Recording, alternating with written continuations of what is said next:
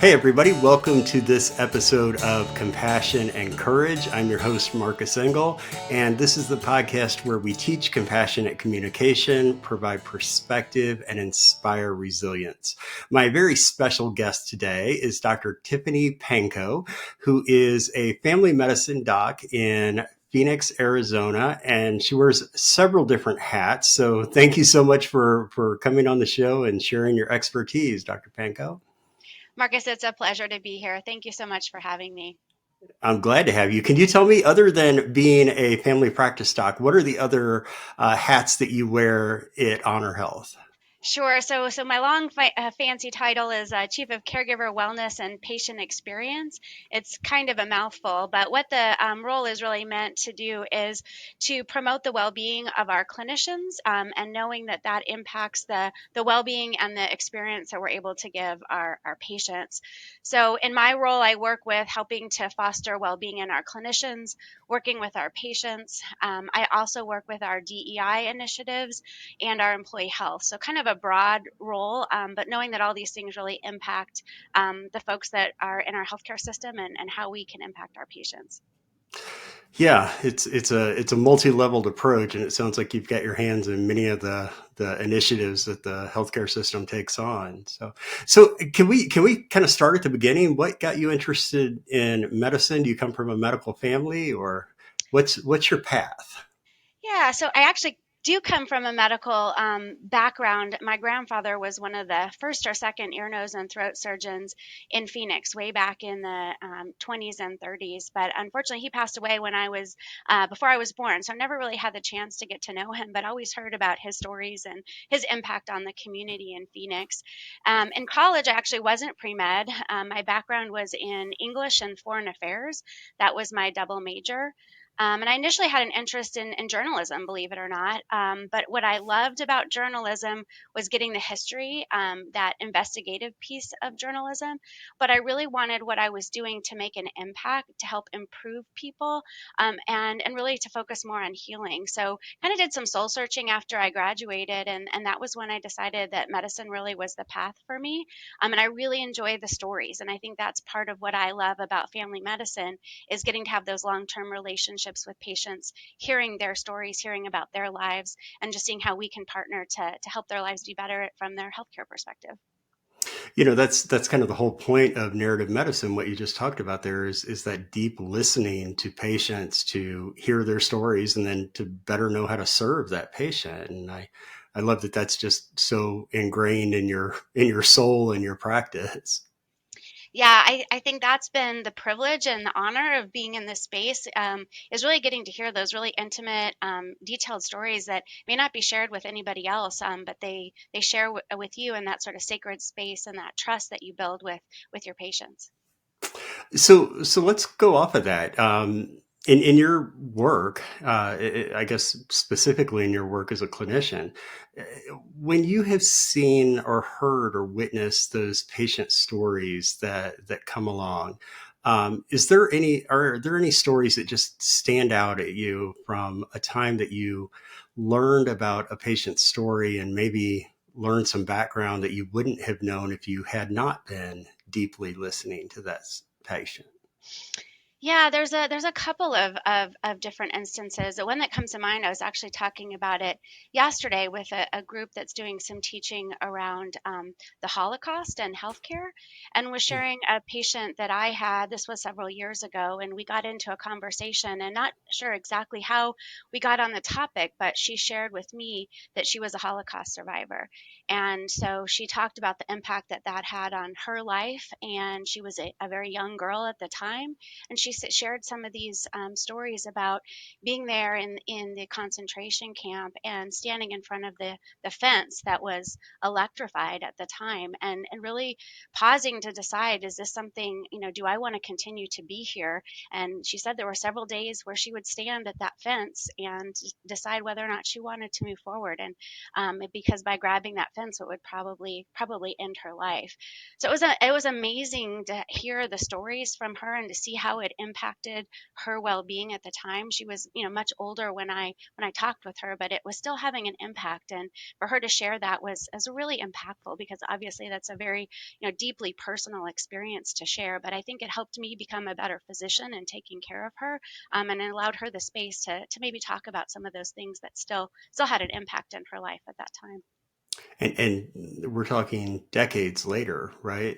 Absolutely, absolutely. We So the traumas that we face, and whenever you're telling this story, I'm reflecting on Gabor Mate's the myth of normal, and his stories about himself as a child, and what was going on in Europe at the time, and how his parents' stress came to him, and how that still shows up decades later in his own self.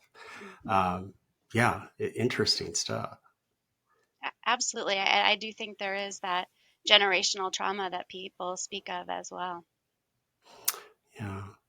So tell me about you when you were in college and in med school too. What kind of a obviously a very go getter of a student. I don't think anybody enters the medical profession without being a go getter. Um, did you when did you decide on working in family medicine? I found as I went through all the clinical rotations, I really liked just about everything. It was all interesting to me. And one of my professors said, when you're thinking about the profession to go into, or the specialty to go into, are you kind of the wide angle lens, or are you sort of the microscope type of person? Do you have to know all the little tiny details, or do you like to have that broad perspective? And that's really what I enjoyed, was that broad perspective. And then the other piece that I knew would be important to me were the relationships that I would build with patients. And so it wasn't just a one-time thing. It was really getting to know them, getting to know their families, getting to know what mattered to them. And that's kind of what helps to fill my cup, is those relationships with patients. Yeah, when you can have a long term relationship, obviously from the patient's perspective here, with a provider, that's worth more than gold. And I'm so glad that your patients have that in you. You know that I teach pre meds at Notre Dame, and their first assignment of the semester is to write a story or tell the narrative about a time that someone was there for them, or that they were there for another person, providing that simple human presence. And so I pose that question to you now: is there a story that you can share about a time that you were there for someone, or that someone was there for you? Yeah, we were talking about, what it was like during med school for me, and I was in my second year of medical school, and unfortunately, we lost my sister.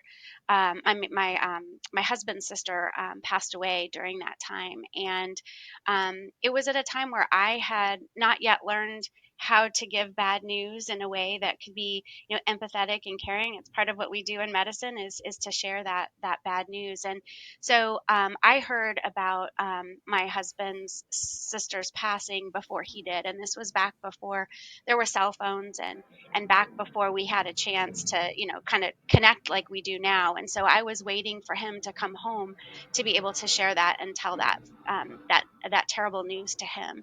And so I just will always remember that time and that evening, and just having to be there and sit with him and share that, and just be there in that moment, and not knowing exactly what the right thing to do was, but it really was just to be present and to be there, and just to talk and let him speak, and just to hear those emotions come through. So I think that's probably for me one of the biggest impacts of just that first time of having to really be there for somebody in a really challenging time, for him. So I think that's probably the one that resonates the most with me. I think over the years, there's been lots of times that I hope I've been there for patients, and that they've shared that I've been there for them, even if not fully present. In hospital situations, I've had patients that have been in the hospital and have reached out to me, and even if I'm not present, trying to be there. But I think the one that resonated with me when, we were talking about it, was really that evening, having to be there for my husband, which was really tough. Yeah, of course. I'm sorry for your loss and for his loss. And um, But I want to reflect on something that you just said there. You said you hadn't, at that point in medical school, you hadn't had to break bad news to anybody yet.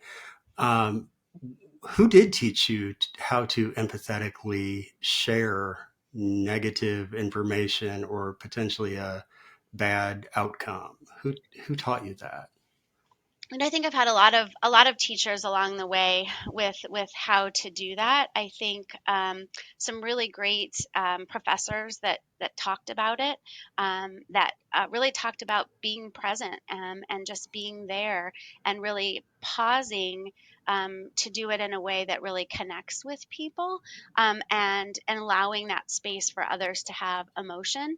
So I think it's been a variety of people. I can't say that there was just one person that taught that to me over time. And I think I learned from patients as well. I think over the years, in having to deliver things that are sometimes challenging, you learn just from the reactions of patients, what you may have done well, and where you may have had opportunities to improve that connection. I had a guest on the podcast a year or two ago, Dr. Tony Orsini. He's a NICU doc here in Orlando, and runs a podcast called Breaking Bad News, and shares just how can we more empathetically, more compassionately deliver that kind of news. So, might be something you want to check out if you get a moment. That It sounds interview. absolutely. I would love to learn more. I think we can always improve in how we're interacting with people. Sure. Sure. And so, with all of your leadership positions, I kind of give you the same question again. Who taught you leadership?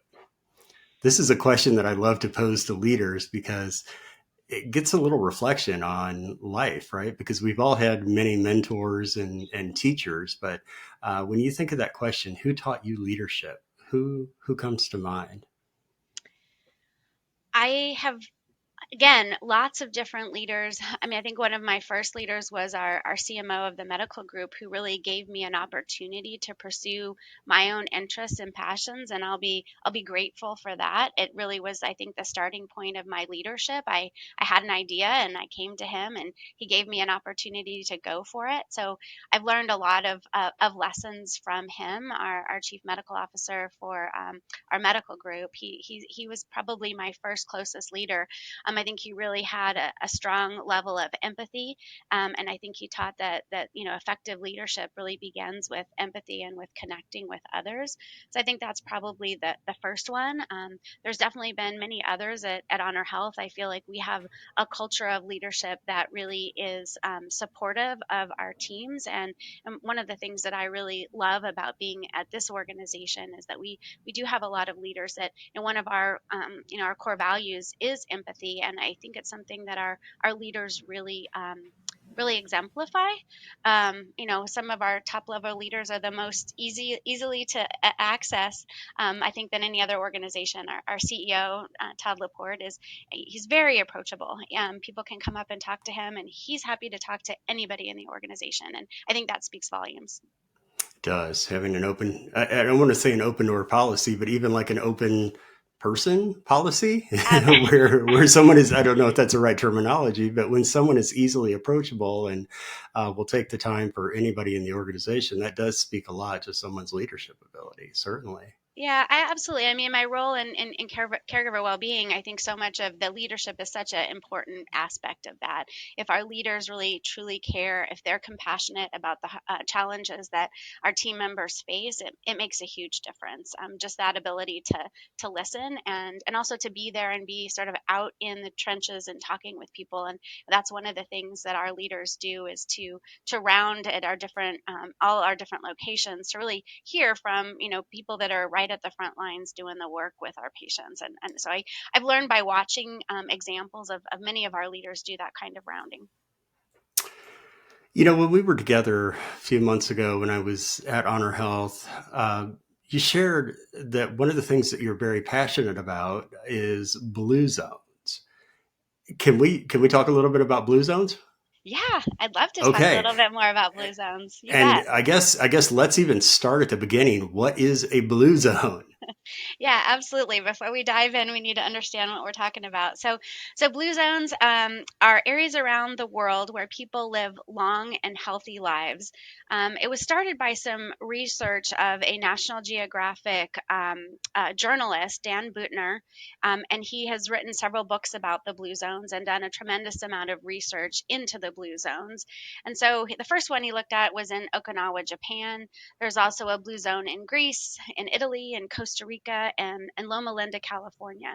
And what he found in his research were that there were really core principles across all of these different communities where that were similar, and it was also that the environment that people were in were conducive to making these healthy choices. So they kind of coined the term the Power Nine. These are sort of those nine principles that help people to live, longer and healthier lives. We can talk a little bit more about those, but what he and his team really did was to kind of do the research to kind of dive into understanding more about these principles. And this was done a couple of decades ago. And over time, what they have tried to do is bring some of these blue zones principles back to communities in the United States and work with leaders in those communities to see how we can make the environments here in our communities more conducive to healthy choices so we can improve the longevity and the well-being of our cities. Obviously, longevity is something that everybody wants a long and hopefully healthy and happy life. Hmm. Um, and these areas around the world that you're referring to that have happy, healthy, long lives, it's not just about eating the right fruits and vegetables and nuts and legumes and whatever the proper diet is, but it's also a great deal about community, right? Yeah, it absolutely is. I mean, if you talk about the Power Nine, certainly it's the movement, right? It's how do we exercise and move our bodies, but it's moving in a natural way too. So how can we move through the day, and be more active, not just going to the gym? There is the eating wisely piece of it, so it's having more plants in our diet. Maybe not eating as much, not as much processed food, and having kind of a time to come together in the evenings. They call it wine at five, but it doesn't necessarily have to be around any sort of alcohol. It's really more just a time together to come together with family. But I think the components of the Power Nine that speak to me the most have to do with our outlook on life and our sense of purpose and passion in what we do and how we connect with others. So they talk about finding your purpose and your passion. What is it? Kind of they call it the reason to get up in the morning. So how do you connect to that? And it's where you kind of look at what are your strengths and what matters to you. What maybe you can be successful at. And it doesn't have to be your job. I mean, for many it is, but it could be that I just have a passion for gardening, and then that's something that I want to do, and it brings a lot of meaning to my life. It could be my grandchildren, that they bring me purpose, and that sort of a way to connect. So yeah, it's not just about eating healthy and exercising. It has a lot to do with purpose. It has also to do with how do we sort of decompress. I think our modern life is so stressful, for so many people. It's finding ways that we can actively decompress and kind of take a load off from that stress. And often a way to do that is with connection to others. So they talk about family or friends first. So having those close relationships with other people is what is really vital. That research has been borne out too, and some research done at Harvard on longevity, and that relationships or good relationships are probably the number one key to longevity. So I think Blue Zones really aligns with some of that other worship research as well. Well, that relationships, healthy relationships, are the number one key to longevity. Wow, that says a lot, right? Whenever we're constantly thinking about it's what we put into our bodies that would help us have long, healthy lives, but it's not. It's our external and how we're gathering. I shouldn't say it's not, but it's not the primary thing. That's the people that we gather around us and the communities that we build. It says a lot, right? Yeah, I think it does. And I think if we surround ourselves with people too that say, I'm trying to make a healthy choice in my life, right? If I can build a relationship and have a buddy to do that, it makes it so much more enjoyable. And that's part of, I think, what is fueling a sense of well-being is that connection with somebody else. And then you can include it in ways to make other changes that are good for you too. So going for a walk, they talk about in Japan, they have something called moais, and these are small groups of sort of like-minded people or people that are shared experiences, and they get together to do things. So maybe they go for a walk, once a week together, or be active or garden together, and it's just a way to connect and also then do those activities that are healthy. In community once again, right? Absolutely. Whereas in our Western culture here, we're especially in America, we've got this idea of rugged individualism, when Hmm. really what we should be looking for is more compassionate connection and community. Hmm. Yeah, absolutely. Finding a place where you feel like you belong for who you are is also really important. Um, Sure. yeah, for some people it can be a spiritual community. It could be that, but it doesn't have to be. It just, but to your point, I think it's that connection and feeling like you're accepted for who you are, and that's really at the heart of compassion. And so we know that there's these areas around the world that are blue zones. How do we Mhm. then take this information and plant it within our communities here back home? And I love how it only makes sense that we would start this within a healthcare system, that American healthcare should be at the heart where we start this, but it's not the only place that we can plant these seeds to try to grow stronger communities and better longevity and better health. Absolutely. And I think it's really looking at cities and communities that, believe in this work and are kind of ready to make some of these changes. And so, in Scottsdale, where Honor Health is located, there was a real community desire to really focus on how do we improve the health of our community. So, Honor Health is one of the sponsors for Blue Zones Project Scottsdale. There's some other organizations in the community, Cigna and Goodwill, that also are helping to sponsor that. But it's really a collaborative, and I'm not as involved in the Project Scottsdale as I am with the Blue Zones work at Honor Health. But they certainly in the community, they're working with city leaders, so city council. They're working with a lot of the community leaders, a lot of the local nonprofits, the schools, some of the grocery stores, and working with other businesses that are like-minded in this way, and all kind of coming together to support the community. So it's a long project. It takes years to kind of implement some of this work, but it's something that we're really excited at Honor Health to be a part of, and we want to be there for our community when people are sick. But as a healthcare organization, we also want to help do things to help support people's health and well-being.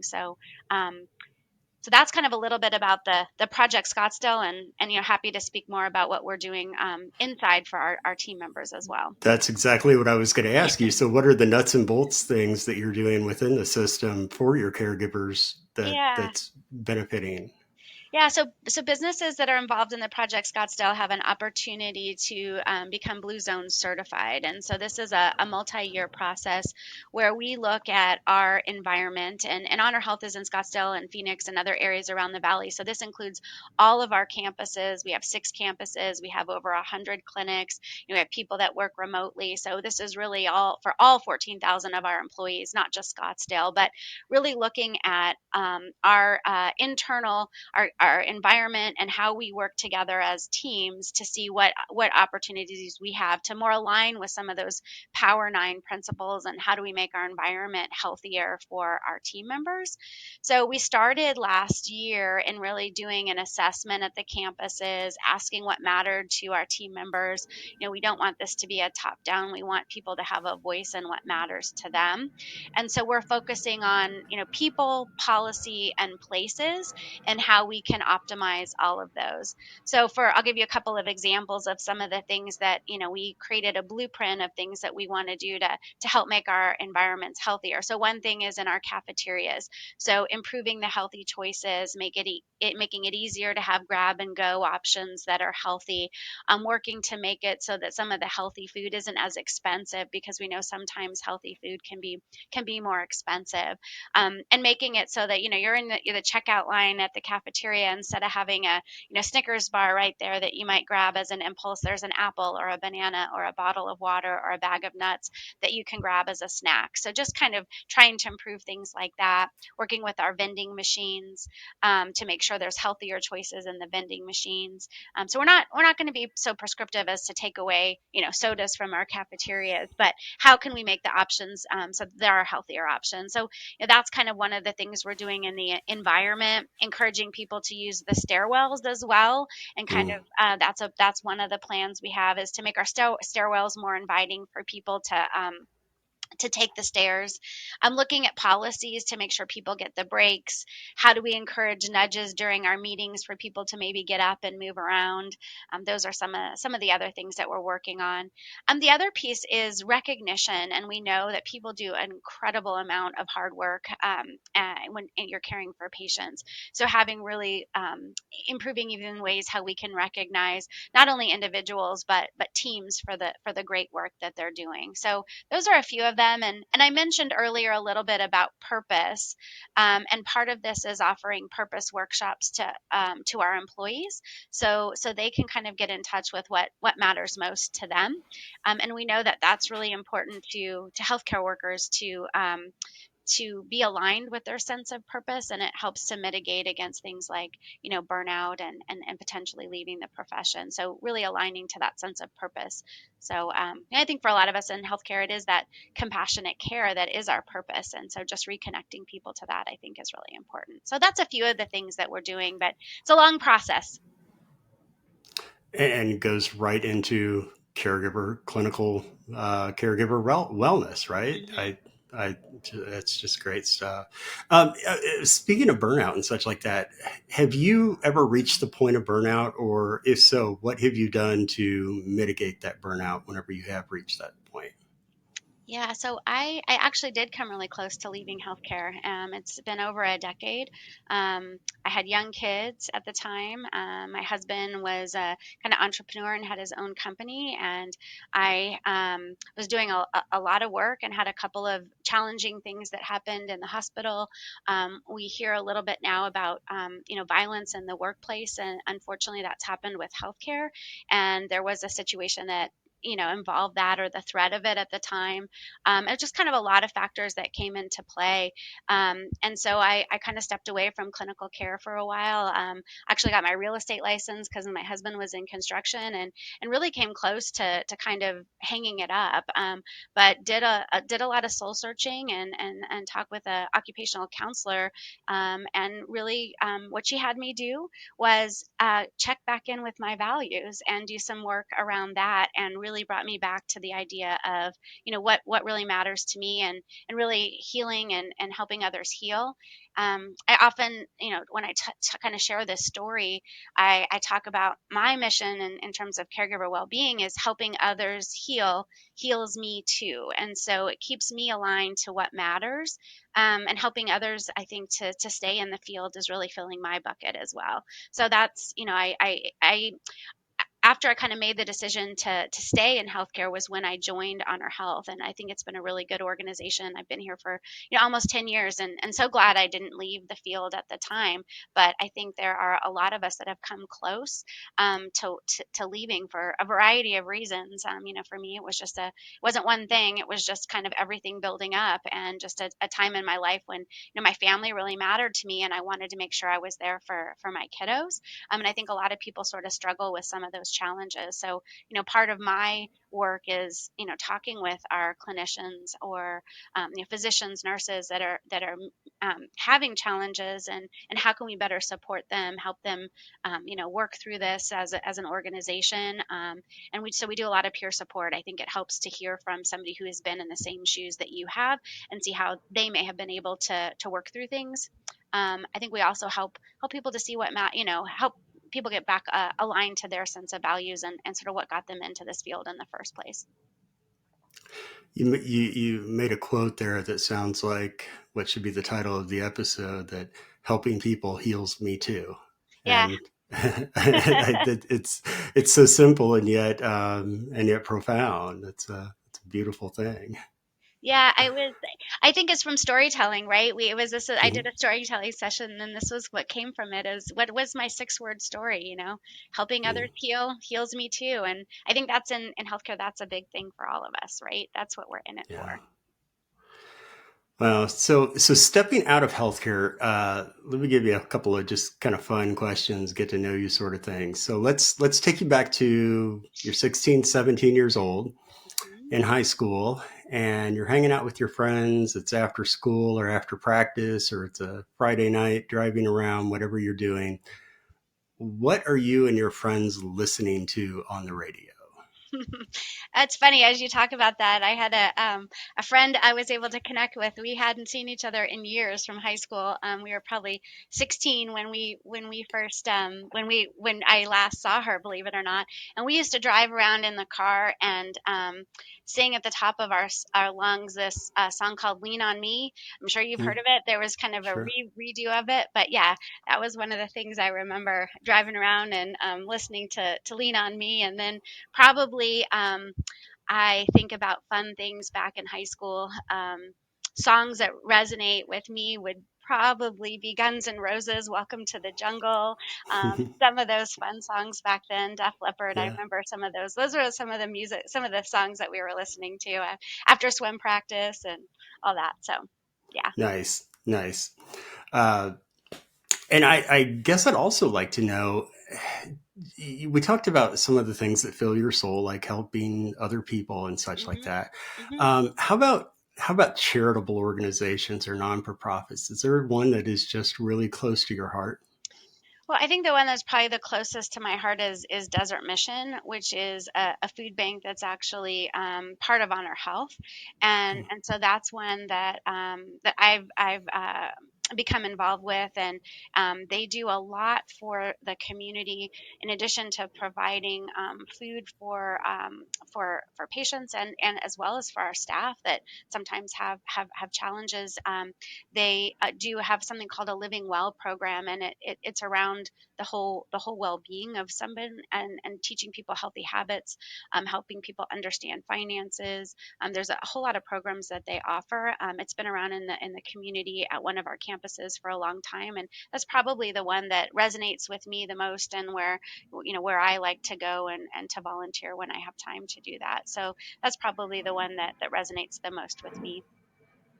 Boy, when a person is hungry and we feed them, what greater gift can we give a person, right? Absolutely. And they've Yeah. done so much for the community, I think, in not just giving food, but giving hope and giving help and giving assistance. Yeah. That's great stuff. And so I guess the last question that I have for you is kind of a philosophical one, or maybe it goes back to your storytelling workshop that you took. But if you had the world's largest billboard on the world's tallest mountain, what is the message that you would want to broadcast to humanity? Wow, that's a big one. I think right now we need to come together and heal as a society and as a world. So I think that there's a lot of fragments in society. So I would love to have some billboard that has a lot of pieces, but with a symbol of everybody coming back together in some way. And I think it is around those connections and relationships, whether it be a big symbol of people holding hands or a broken heart coming back together. That's what I would love to see in our society and in our world, is that people come together and have compassion for each other and have more healing for sure. Yeah, our world seems like we're quite short on some of that at times.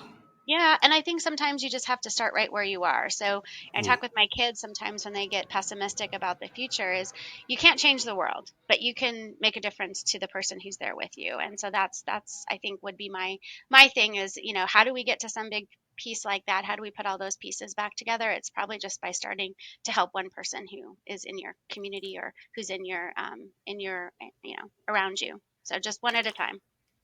Yeah, I love what Mother Teresa said was, if you want to change the world, go home and love your family. Absolutely. Start at the beginning. Yeah. Absolutely. Well, Dr. Pankow, thank you so much for being with me today. Thank you for sharing your insights on your life and your outlook and blue zones and all across the board. This has been a real joy to have you, and thank you for being with me. Thank you for having me. It's been an honor, Marcus. Thank you. Thank you so much. And thank you, listeners, for joining me for this episode of Compassion and Courage Conversations in Healthcare. This is the podcast that teaches compassionate communication, provides perspective, and inspires resilience. For any inquiries about speaking inquiries or speaking engagements or books or consulting, please visit marcusengel.com. And we will see you all next time on Compassion and Courage.